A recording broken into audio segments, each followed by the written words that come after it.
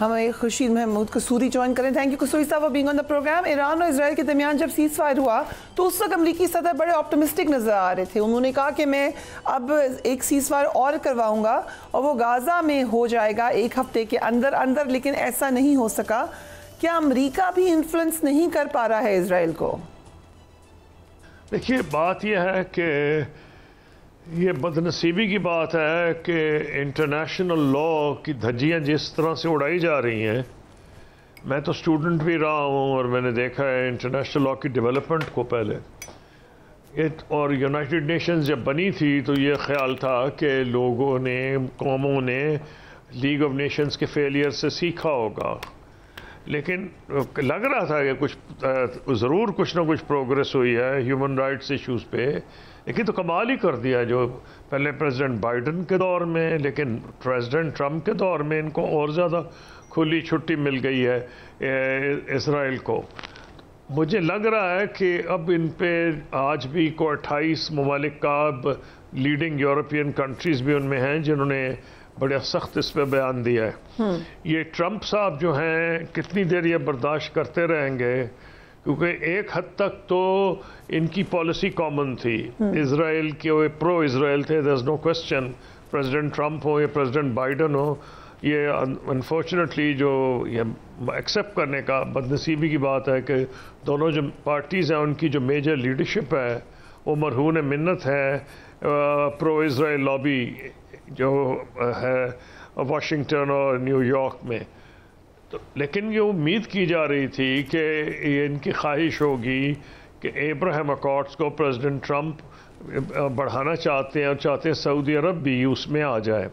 تو سعودی عرب نے کلیئرلی کہا ہے کہ نہیں ایکسیپٹ کرے گا اگر وہ ان کے ساتھ تعلقات قائم کرنا اسرائیل کے ساتھ, اگر وہ نہیں 2 اسٹیٹ سلوشن کے ساتھ آتے اور بڑا واضح نمونہ نہیں پیش کرتے اس کا. تو یہ تو بالکل اس طرف نہیں جا رہا. اور مجھے تو تکلیف یہ ہے کہ اگر یہ 10 دن کے بعد بھی گیا تو 500-600 اور لوگ شہید ہو جائیں گے.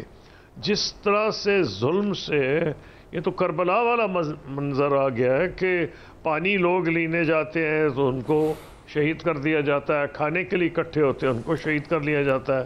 تو بہت یہ جو بہانہ اسرائیل کا ہے یہ تو ساری دنیا کو سمجھ آ گیا ہے کہ جی ہم نے تو اس لیے ہم کرتے ہیں کہ حماس کے جو فائٹرز ہیں وہ کھانا نہ لینے آئیں, وہ ہم پہ حملہ کرتے ہیں. اگر ان کی بات مانی بھی جائے تو انٹرنیشنل لا کے کمپلیٹلی مخالف ہے کہ اگر آپ نے کسی دشمن کو مارنا ہے تو اس کے لیے 500 جو ہیں اس علاقے کے معصوم شہری ان کو مار دیں. انٹرنیشنل لا اس کی اجازت نہیں دیتا. اور ایز اٹ از کہ انٹرنیشنل کرمنل کورٹ نے ان کے ڈیفنس منسٹر کے وارنٹس ایشو کیے ہوئے ہیں, اریسٹ وارنٹس ہیں. لیکن یہ عجیب و غریب دوغلی پالیسی کئی مغربی ممالک کی ہے. حالانکہ اب تو انہوں نے سخت بیان دیا ہے کہ کیوں نہیں انفورس کر لیں. اس کو خود ہی عقل آ جائے گی ان کو اگر ان کے پرائم منسٹر ٹریول ہی نہ کر سکیں اور انہیں پتہ ہو کہ جن ممالک جو کہہ رہے ہیں کہ ہم آپ کو نہیں اس طرح سے ایکٹ کرنے دیں گے. تو انٹرنیشنل کرمنل کورٹ نے کہا ہے, کچھ ممالک نے کہا تھا اس وقت کہ ہم نہیں آپ کو ٹریول کرنے دیں گے اپنے اسکائز میں جب تک ان پہ پریشر نہیں پڑے گا. یہ لگ رہا ہے کہ اپنی جو اندرونی ان کی سیاست ہے جس میں ان کی بہت زیادہ مخالفت ہے پرائم منسٹر نیتن یاہو کی, یہ اپنی ڈومیسٹک پالیٹکس کی راہ ہموار کر رہے ہیں ایسی ایکٹیویٹیز سے. لیکن اب تو اسرائیل میں بھی اسرائیل سے باہر تو امریکن یہودی بہت سے پروٹیسٹ کر رہے ہیں کہ یہ ان کا نعرہ ہے ناٹ ان مائی نیم, کہ ہمارے نام پہ تم قتل عام یہ نہیں کر سکتے. ایسے ہی ہے. تو یہ میں تو اس کا جواب یہی دے سکتا ہوں کہ پریزیڈنٹ ٹرمپ نے اگر اسرٹ نہ کیا 10-15-20 دن اور تو لوگ یہی سمجھیں گے کہ بھئی ان کی مرضی سے ہی ہو رہا ہے سارا کچھ. قصوری صاحب اگر ہم تھوڑا سوچیں کہ غزہ میں ہو کیا رہا ہے, اسرائیل خوراک کی تقسیم کے مراکز پر حملے کر رہا ہے جیسے کہ ابھی آپ نے بھی بتایا. مارچ سے اب تک ایسے واقعات میں 8000 سے زائد فلسطینی شہید ہو چکے ہیں.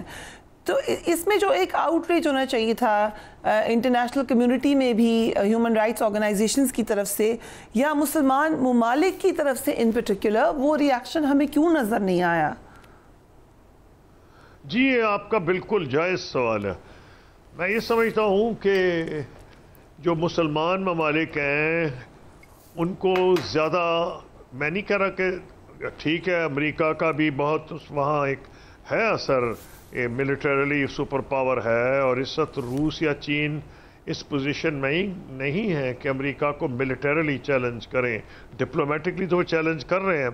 تو میرا کہنا سمپلی یہ ہے کہ اس میں میرا خیال ہے OIC کو زیادہ ہڈی پسلی دکھانی پڑے گی.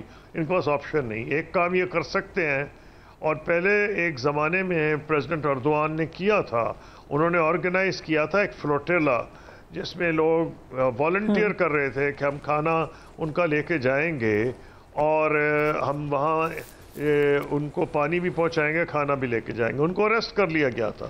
اب میں سمجھتا ہوں ایک سٹیج آئی ہے کہ اگر وہ نہیں مانتے اور یونائٹڈ نیشنز کو بتا کے کہ جی ہم اس لیے جا رہے ہیں اور آپ کی مدد میں جا رہے ہیں کہ UN نے خود کہا ہے کہ اسرائیل وائلیشن کر رہا ہے اور اب یہ کھانا نہیں ان تک پہنچنے دے رہا، تو میں سمجھتا ہوں وقت آ گیا ہے کہ یہ تو اس سے ذرا آگے بڑھ کے جائیں اور کہیں کہ ہم جو اپنے والنٹیئرز بھیج رہے ہیں ان کو ہم پروٹیکٹ بھی کریں گے. ہم لڑنے نہیں جا رہے، لیکن ہم یہ انشور کریں گے کہ ان کے اوپر ناجائز حملے نہ کیے جائیں. ٹھیک ہے، اب آگے اگر ہم تھوڑا سا چلیں، ایسا لگتا ہے کہ غازہ کا مستقبل اب اسرائیل ہی ڈٹرمن کرنے جا رہا ہے. وہ جو چاہتا ہے وہی ہوگا، اور اسرائیل جو واضح کر چکا ہے وہ یہ کہ غازہ سے فلسطینیوں کا انخلا ہونا چاہیے یا حماس ہتھیار ڈالے اور غازہ کی سیکیورٹی کنٹرول اسرائیل کے اپنے ہاتھوں میں آ جائے. کیا اب اسی طرف خدا نخواستہ یہ بات جائے گی؟ نہیں، دیکھیں پہلی بات تو یہ ہے کہ ملک وہاں کے علاقے کا تیار نہیں ہے. مصر میں ایک بڑا ملک ہے، وہ مصر نے کلیئرلی کہہ دیا کہ ہم اجازت نہیں دیں گے. نمبر 2 ہے کہ جو نیبرنگ کنٹریز ہیں، جارڈن ہے اس میں، ان کی تو وہ خود جو ہے جن سے سرحدیں ملتی ہیں وہ ڈسٹرب ہو جائیں گے. اس کی وجہ یہ ہے کہ فلسطینیوں کو اگر زبردست نکال بھی دیا جائے تو وہ آرام سے تو نہیں بیٹھیں گے. 1 سال 2 سال وہاں تو ان ملکوں میں ٹیررزم شروع ہو جائے گا، پھر زبردستی وہ کوشش کریں گے کہ اس علاقے میں آئیں، کیونکہ نیا جو اگر آپ اس ایریا سے ان کو نکالیں گے تو ان کے تو اٹیک اس علاقے میں ہوں گے. تو یہ تو کوئی امن کی طرف تو کہانی جائے گی نہیں. نہ اسرائیل کو کا اگر یہ خیال ہے کہ اس طریقے سے یہ مسائل حل ہو جائیں گے، قطعاً ایسے نہیں ہوں گے. حل شاید وہی کرنا پڑے گا جو ایک سٹیج پہ لوگ سمجھ رہے تھے ہوگا کہ ایز اے کمپرومائز جو ان کی لیڈرشپ ہے کچھ دیر کے لیے وہاں سے باہر جا سکتی ہے حماس کی، اور اس کو ریپلیس کیا جائے گا اس علاقے کے مسلمان ممالک سے. وہ اپنی فوجیں بھیجیں، مصر بھیج دے، سعودی عرب بھیج دے، UAE بھیج دے، جارڈن بھیج دے، تو وہ تو ٹھیک ہے اردن کی فوج آ جائے. اور لیکن یہ کہ اسرائیل کی جو فوج ہے اس نے تو اتنا لوگوں کو قتل عام میں انوالو ہے، اس پہ کیسے اعتبار کیا جا سکتا ہے؟